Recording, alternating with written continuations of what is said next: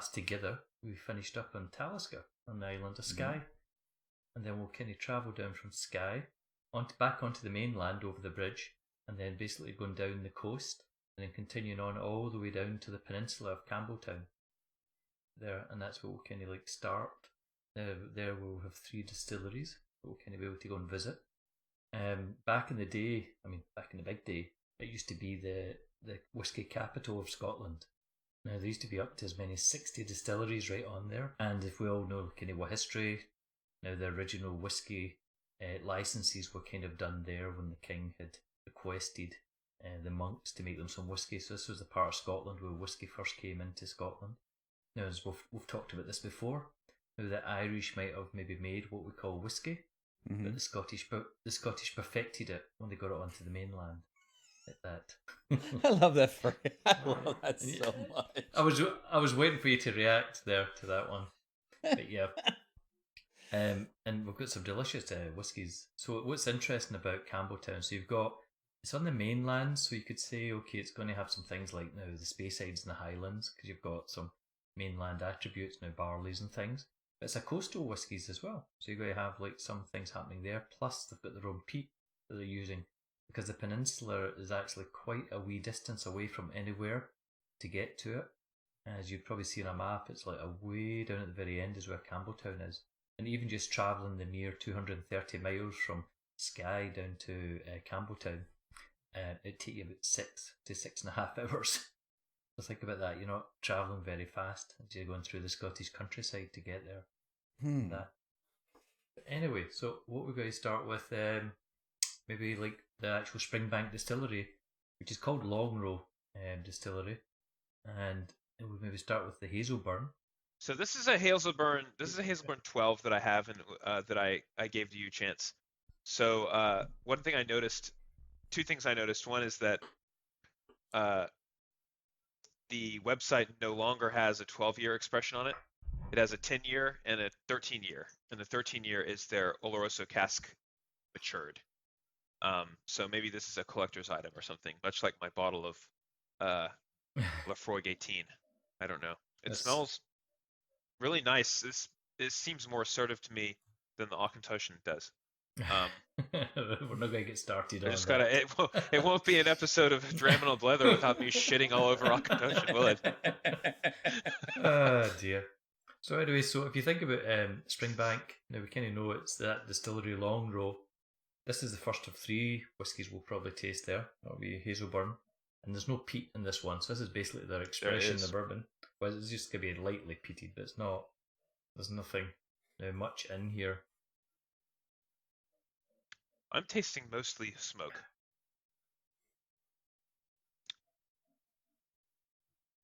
Tasting very smooth. There's not a lot of big body on it. No, it's to me I'm getting hit in the face a little bit with a little bit of peat, and for me, it's the peat taste is overwhelming. Whatever body that might have, perhaps because it's triply distilled, maybe. That said, I do like it actually. It's like a baby peat. I like that. I like that phrase, baby peat.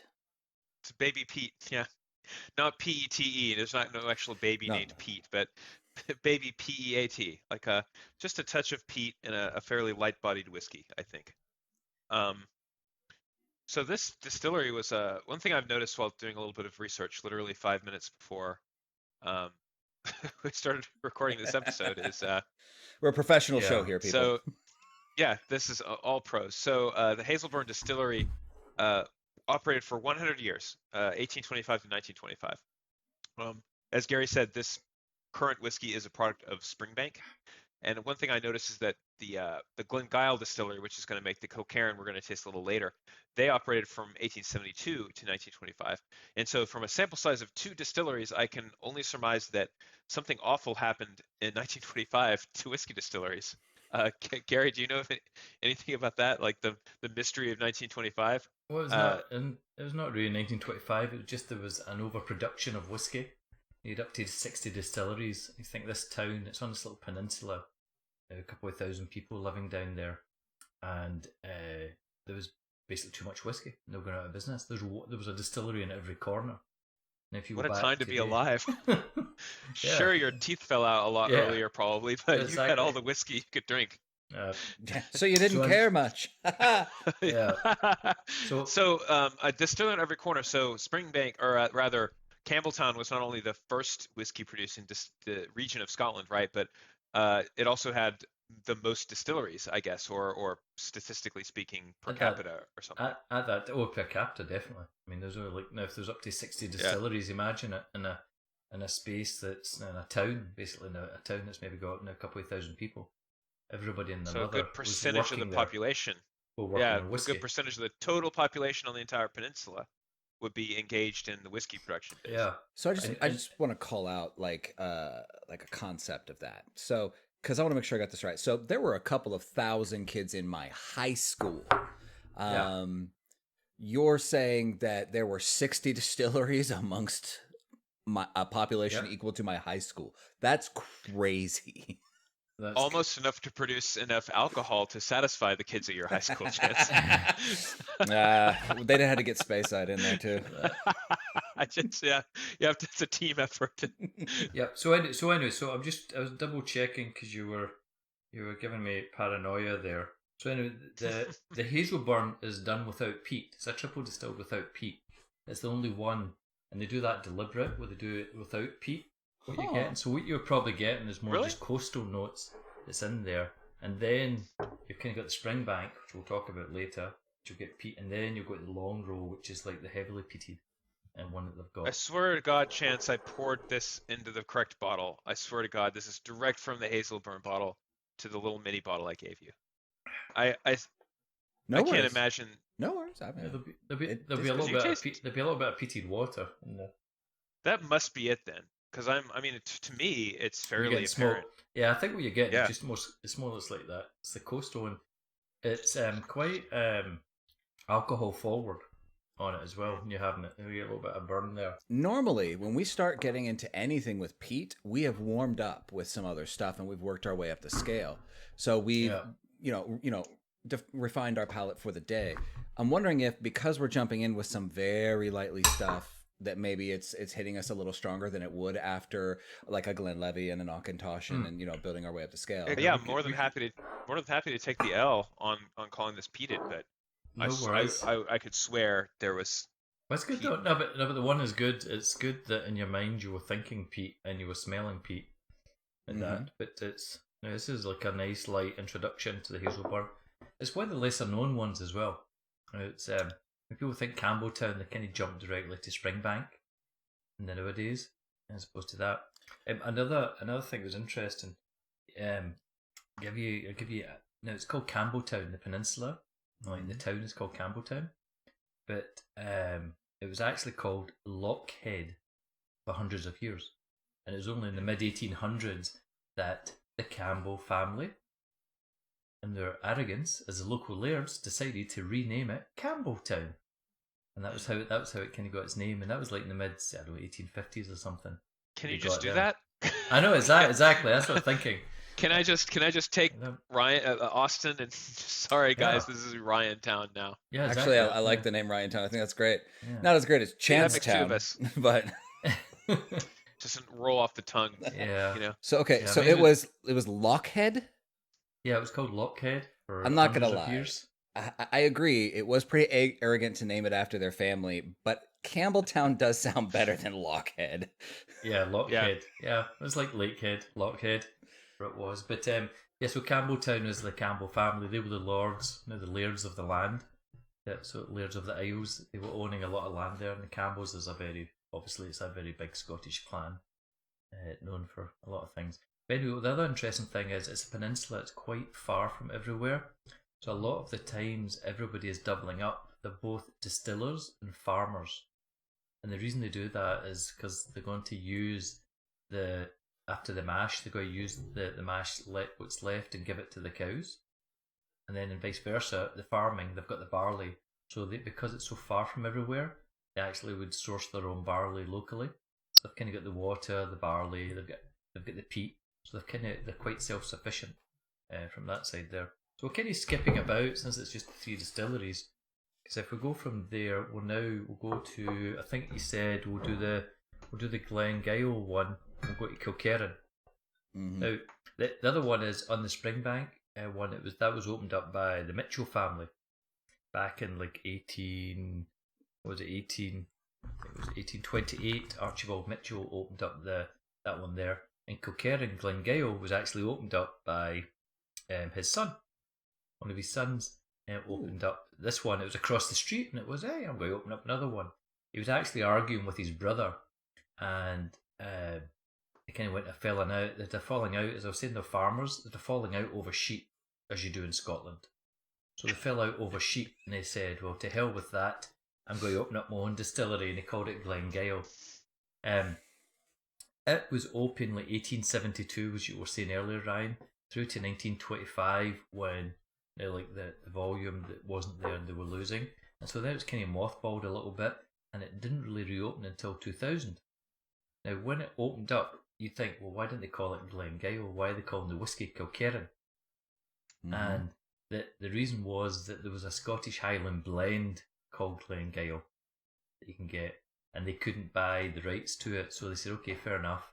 And then quite often, now the Glens, you think of Speyside in the Highlands, and so they kind of say, well, let's just look for something more in Campbelltown one, and that's where they came Kilkerran.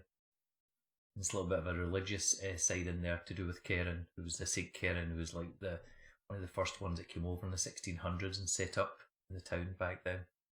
But so this is kind of like a family affair. So it's the Mitchell family were the ones like that, and it was something like the great nephew of the original Mitchell that opened it in 1872 that reopened it in 2000. And so it's the Mitchell Glengyle Distillery is the kind of the name of it. So it's nice and interesting. This is one of the first bottlings of Kilkerran after they were actually able to legally call it Scotch. Yeah. So the whiskey distillery first started in 2000? Is that right, Gary? Yeah, restarted. Yeah. And then they matriculated this, and then on the tin, it had a big work in progress on it. So this was a very early young whiskey for Kilkerran. Spoilers, this is actually one of my favorite bottles of whiskey. So excellent. Well, that's good. Actually super pleased to share it with you guys today. Show me the bottle again. I've never seen the label. That'd be lovely. So let's see that label. It's not the best label. Being that I love my rating labels, this is not, I think, a strong effort on the part of Springbank and Kilkerran, but the material inside the bottle is what counts ultimately, and it is actually quite excellent. I really like this whiskey. But yeah, just low marks. Definitely looks like a kid designed it or something. Kilkerran, nice. Please do not. Yeah, please send me free stuff. Hopefully they have updated their labels. I will let you guys know next time I see it. No? Same? Nope. Gary's got a bottle of the 12 he bought recently that he can show you. That's too bad. Let's look at that. That's the 12. Yeah, I don't know. I mean, if it ain't broke, don't fix it, I guess. But that's what they're going with. It's a nice, simple. Yeah. They're focused on the whiskey. Sure. So this is delicious. I mean, in the bourbon cask, isn't it? Yeah. Isn't it nice? Yeah. I mean, it's light, very light, and lots of bread notes and grain. Some it is very grainy. Yeah. Yeah. It almost reminds me. It has such a strong influence from the bourbon casks that it honestly tastes quite a bit like bourbon to me. And I think it's surprisingly, this has got some peat. So they've actually in the barley they did dry this with just a small quantity. There's only like 12 to 15 ppm, so it was more just a little touch of it. They were bringing it down for the final mix. I also had the sherry cask expression of the work in progress, and I killed that bottle pretty quick. It was also really good. I'm not surprised. This is a 54% ABV, by the way. Yep. And the casks. Oh no, sorry, that's the cask strength one. This one is 46%. The one we're having right now is 46. Yeah. But see, because it's not, you don't have a lot of heat from. There's no burnout. It's actually very smooth. Yeah. They've done a really nice job. They must have been really happy when they first brought this one out.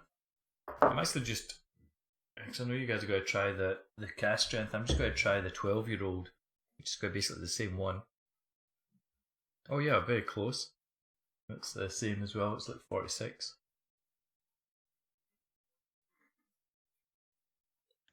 Oh, that's a lovely. Kilkerran, what a really nice light touch. It's coastal. Yeah, we do it on the. Let's do that. I always do that one. That's a good one. Let's see what the barrel does with this one. Even only at 6 years or whatever this was, strong Yep. barrel influence, I feel. I Yeah. think they did a superb yeah. job with this whiskey. I wonder if they're using smaller Very- barrels, getting lots It's of very contact. Very perfumey to me. Yeah, dude. Mm-hmm. Like super perfumey. Yeah. Mm-hmm. Like floral perfume, like Yep. like Yeah. we've talked on previous episodes about, you know, but this is exactly that. Yeah. Which that's is what I do. interesting, especially considering in the glass it's so grainy and earthy, and then as soon as you rub to get some of the barrel influence, it's so perfumey. That's amazing. So there were 60 plus distilleries in Campbelltown. A bunch of them shut down because of overproduction. But Springbank survived. Like, Springbank didn't close, right? No, it didn't. But it had some years where it might have just had a limited production for the year. Okay. And even today, Springbank is one of the smallest productions. I mean, just put it in context, it'll blow your mind. A day's production of Macallan is the equivalent of Springbanks for a year. Wow. Just to put that in the context of what we're talking here. So if you've noticed, Yeah. whenever you've been picking up a Springbank, it's a little bit more now. It's back to the economics of production.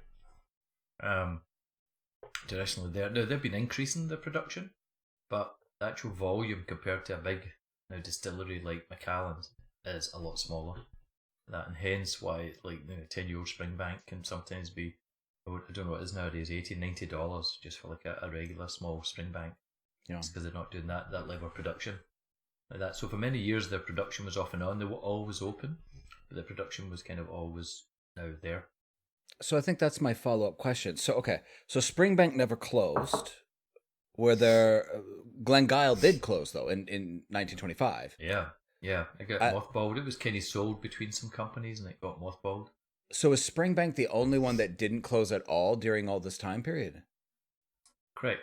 But what they would have had would have been small production. So they might have only done 1 or 2 runs a year. Instead of doing full production runs. So they would just do it to temper it down. But it seems as though they survived all the way through. And of the 60, think of it, gone from 60 all the way down to just 1 that was still producing something from that. And we'll talk more about Springbank in a minute. The Glengyle, it was repurchased, and I thought it was really cool that in fact it was like a great nephew of the original owner. It was kind of like had got it because it got sold on to some of the other distillery companies like that, and then it was brought back into a family affair. So it was a nice touch from that side there. And then in the actual same town, if we just kind of cross the roads a little bit, because this town is so small, we're talking about a town that you could now drive through in 5 minutes from a size wise. So you go to another corner of the town and you come to Glen, Scotia. So Glen, Scotia, it was another one opening then. It was about 1835 is when that one opened. It was open until about 1930. So that 1925, 1930 time frame, overproduction. And it closed. And it was actually called Scotia at the time. It was called the Scotia Distillery. And then in 1989, a little bit more. So when you think about, remember we talked about the 60s and 70s, there was distilleries were closing all around the world. Now, whether in America or in Scotland, there was a lot of distilleries closed. And then the 80s is when the Renaissance day of coming back into single malts came. So Glen Scotia in 1989 was opened up, and it's been producing since that, and it's got several really nice ones. Peat wise, they kind of peat in that like 15 ppm, so it's just enough to have a little flavouring of it. I said these are coastal whiskies, and that's if you're thinking about where they're putting the casks. They've got them on the sea. You've got kind of a little exposure to that brininess from the seaside part of it, so it's getting a little bit of smoke will come from that side, a little touch from the peat, but I think we've got a really nice delicious one here that I know that Chance likes this one. And this is a double wood, so Ryan, you're going to like this. This one's one of the ones, it's a non-age statement, but it's been living in bourbon casks, and then the last 12 months to do a nice PX sherry cask one. Boom, my fave. Exactly. Love it. I thought I'd get So a I smile. did take a little preview sip of this, and boy, this is It's outstanding. This yeah. this is unlike almost any other Scotch that we have Yeah. tried on this show. Yeah. Well, this is like this is a little flavor tour that we're doing. So I'm gonna pour myself This is one next of them. on my to buy list because I can't think of a better whiskey to maybe as an intro whiskey to people. Yeah. Usually I'll do something along the lines of a PX aged, almost usually pushing people almost towards a Irish whiskey like a Bushmills 16, which is finished in Madeira or PX or something. Yeah. So this one, this even is just even on the wonderful. nose, even on the nose, Even on the nose, it's just what you don't even think. You think you're back in Speyside Sherryland, and you're just getting hit by absolutely sweet floral notes coming at you. Candy. Even though this one's got a little bit of there's candy. I mean, you name it. It's like a flower. It's like a flower garden in my mouth. It's like it's a little. You're saying candy. It's a little bit of dry candy. Yeah. I'm saying that there's that like hard boiled sweets candy, like the hard boiled candy. Like the little strawberry things in like grandma or aunt candy bowls that they keep on the thing. That's like it's like a strawberry with the green wrapper, and you unroll it, and the inside is like a strawberry like mush or something like. Yeah. And I tell you what, and this is going to it's dreamy. It's going to take us off. Yeah, it's creamy. It's going to take us off track. I get a little bit of almost the bubblegum flavor that I get from bread. I was about to take you there and say, isn't it a cognac cask? Just a touch. Ever so it's like the teasing, like a memory that you have to remember, something that you have to remember, and you like a dream an hour after you woke up, and you're like when it woke up it was vivid, but this is like an hour later when you can almost apprehend what the dream was about, but it kind of escapes your memory. And that's what the bubblegumminess is in this to me. Exactly. This is awesome. This is an awesome bottle of whiskey. So it's maybe let's next on my purchase list. Let's taste it now.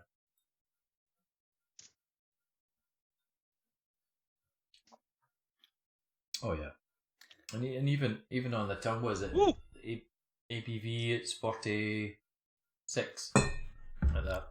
It's a really nice. That does not taste like a 46. It tastes a touch hotter to me than 46 for sure. Yeah, it actually tastes a little bit hotter, but let's do the hand test on this puppy. Run this around the block real quick. We were talking earlier about how the difference in what you taste before can affect the taste coming after. And I will say, I love this bottle. Love this bottle. I've loved it since I got it, and I tasted it, and it's, you can see how much of it is left. Yeah. The finish just also amazing. To me, the sweetness actually builds on the back of my tongue. I've already had a sip of water. I've kind of but now I'm getting like a second wind of a finish on the back of my tongue, and it's a little bit of sweetness there. Got a long finish. What a great bottle of Scotch. And it's not a long finish in like the Corey Varekian way where you're like, well, I'm ready for this ride to stop, This is sort of like wow, that's super pleasant. This is good. And so you can see why Ryan was kind of thinking the Glen Scotia after the Kilkerran. Mm-hmm. Like Glen Scotia. I mean, this is just absolutely delicious. Before we're really going to some smoky and some really peaty expressions. This is and like a lot of these, the heavily peated whiskeys tend to use PX as a counterbalance to the smokiness, like an extreme level of like dried fruits and syrupiness to counteract the peat. This is kind of flipped, where there's just ever so slightly, to me, this is hint of that. This is one that if we were doing like a short list of recommended ones, maybe we could recommend lots of them, but I think this Glen Scotia double wood, because the interesting one is I've got a 15-year-old. It's not the double wood, and I would say I prefer this double wood one, which is a non-age statement. Mm-hmm. Really? Because I've got a 15-year-old. It's the bourbon cask, but this like double wood, they've really hit on something. Yeah. That good call, Chance. All right, we'll put this one onto our list of, as we go through things, we'll put this onto our short list of recommendations. That's a good one. Mm-hmm.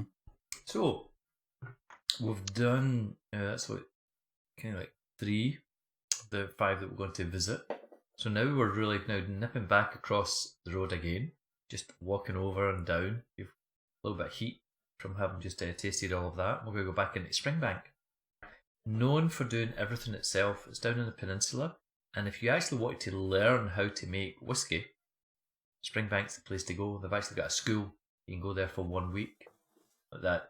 Basically, they sign you up and you're there working. You're going to learn how to turn over the barley. You're going to be now in the drying rooms, etc. Go all the way through the process, as well as like learning to taste it at the end. But you can go there for a distillery course like that. So we're going to do, obviously Springbank's got lots of different ones in its range.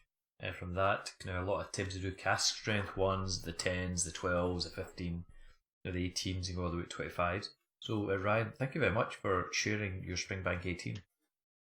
The Springbank is it's like a 15 to 25 ppm, so still not like too much on the peating side of it. And this one, particularly when you have like the 10-year-old, it's a little bit more in your face. This one's been mellowed out a little bit, which is really nice. It is. I think it's pretty mellow. It doesn't have a huge amount of smoke on the nose, peat on the nose. I mean, for me, this one is the one when I'm smelling like the Springbank. This is you're on think Pebble Beach. Now you're in the northwest and Washington coast. You're walking along your Labrador. There's some spray coming from the sea. Yeah. And this is like some of the smells I get. Think cold weather. I was just going to say, it smells like the sea. Yeah. So it's just walking along that Pebble Beach in the sea, and you can just get a sprays coming up. That. Now, a little more so than Old Putney to me. Mm-hmm. Mm-hmm. The Old Putney, I feel like, gets some of the sea elements and implants them into the whiskey in a beautiful and unique way. But this actually just sort of smells like what it's like standing on the beach looking at the ocean. Yeah, it's so flavorful.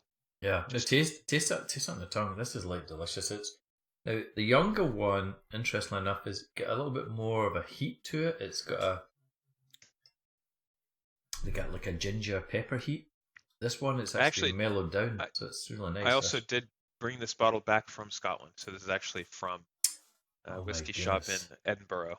So, you brought it straight from the homeland. Excellent. Yeah, exactly.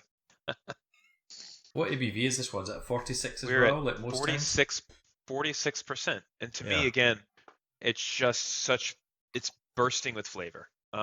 Completely different in character than the Glen Scotia we just had, but. Yeah, totally different. I mean, it's been done in a bourbon cask. It's small production. Oh, delicious. I mean, so many flavours. Now, what you are getting here is you are getting a lot of it. Not so much peat, but more like now the coastal. A little bit of smoke. Like sea spray. Breathe in.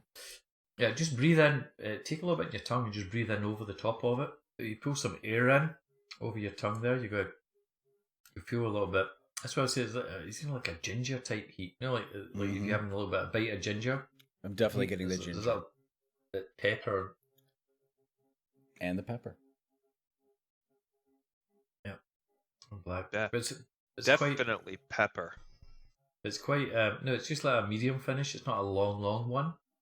You're kind of getting those flavours you're getting that quite at the beginning and the middle.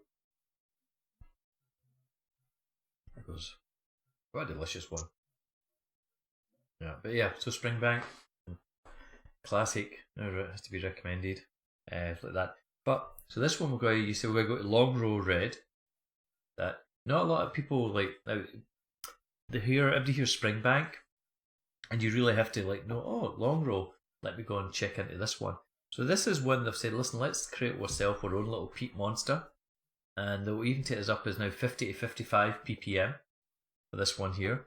But however, this one's really good is, Ryan, thanks to you, we're going to do the Longrow Red. So tell us about the red aspect of it. Show us the bottle there, can we see the label? So, this is a bottle of an expression of Longrow Red. So what Springbank decided to do was, with this mark, is let's make something called Longrow Red, and it'll be different every season. So, for example, the current bottling of Longrow Red is something like 8 years in bourbon, and then several months in I think it's Cabernet Sauvignon barrels. Okay. This particular bottling is super cool because this is actually 11 straight years in port. Now, even the What? Balvenie Portwood, which is one of my favorite bottles of whiskey, that I think is, you know, most of its lifespan is spent in bourbon casks, and then it Right. does a supplementary aging in port pipes, so you get a little bit of that red wine flavor. On the other hand, this is 11 straight years in port pipes, Oh my god, that's so crazy. this is purely aged in port pipes. Okay, so So let's just see, and it's got peak to like 40 to 55 ppm. So it's on this that's on the same level as like an Ardbeg yeah, when it and so comes what to I'm peak. thinking is that they wanted to counteract that heavy peatiness in a similar way that a lot of distilleries use Pedro Jimenez for. Look at the color. Yeah, isn't it crazy?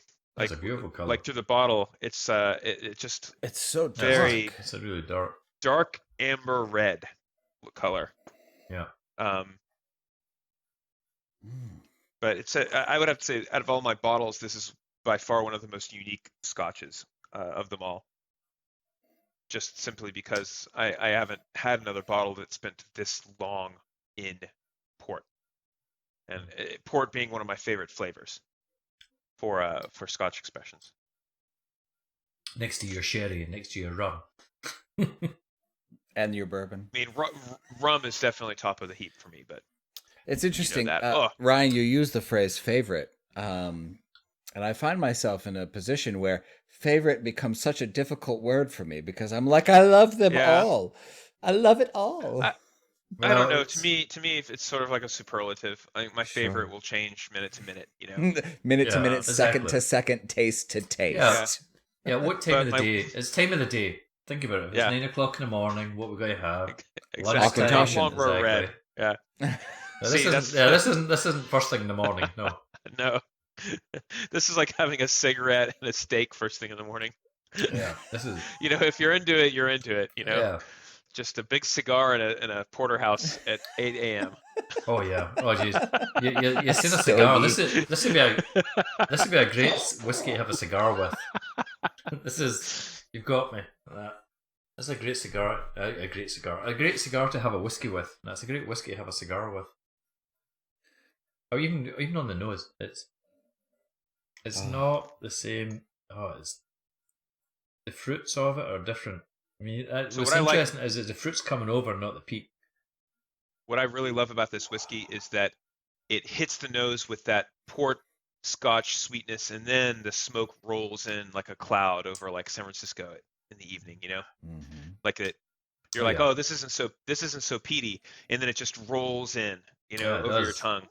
This Right? has got a nice long finish It's on so unique and so good. And I've kind of been shying away from heavily peated whiskeys, I suppose, for the past couple of years, and this one is just such a unique beast. I just really enjoy this one. it. I'm actually going to have to serve myself another dram. That's another Please ounce do. at least. This is Yeah. fantastic. Isn't it not? Isn't Isn't it? it nice? Like you Yeah, guys, this is you guys really loved the double cask Glen Scotia, Yeah. which Double for me, cask like Glen I've Scotia. had it for a little bit. It's good, but I've had it. This for me is fantastic. Oh my Man, god, yeah. this is good. You know what's good about it? There's no burn or anything. Yeah, You it's take it- super You smooth. take it very So- smooth. It's very nice. You want to know what's crazy about that? Guess the ABV. I mean, you said crazy, so I'm gonna say 50. 51.8. What? Wow. Yeah. Yeah. Yeah. The heat that alcohol heat doesn't come through at all. Sweet smoke on the hand test. Oh, yeah. Sweet smoke. I don't really get Oh. much from the port, No, but this I is, get this. Yeah. I get the smoke, and I get the smoke smells sweet to me,